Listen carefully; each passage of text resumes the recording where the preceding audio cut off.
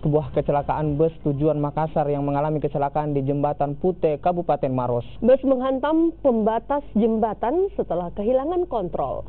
Berdasarkan keterangan pihak Polres Maros, bus bernomor plat DD 7256RP tersebut berangkat dari Kecamatan Sukamaju, Luwu Utara.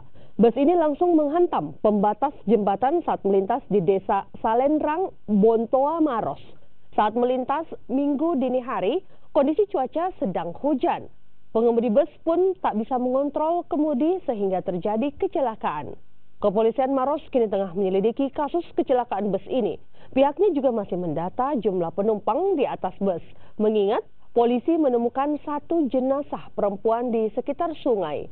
Jenazah ini belum diketahui apakah termasuk penumpang bus atau bukan. Untuk nama Desi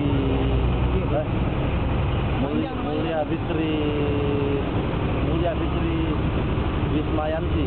Cuma kami belum bisa memastikan, kami identifikasi dulu dengan memastikan menghubungi pihak keluarganya. Apakah betul yang bersangkutan ini menumpang di mobil PO Bintang 5 yang mengalami kecelakaan?